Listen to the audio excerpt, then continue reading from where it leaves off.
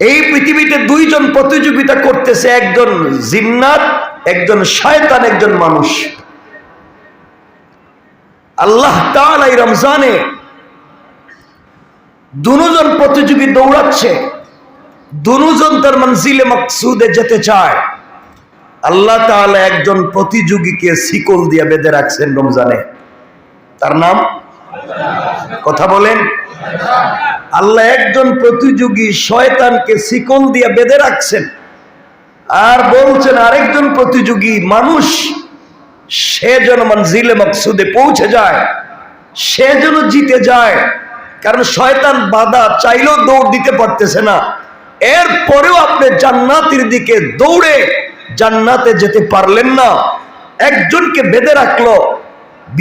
এরপরে বিচারক চাইলো আপনাকে জিতিয়ে দিতে, এরপরেও দৌড়ে গিয়ে আপনি জান্নাতে যেতে পারলেন।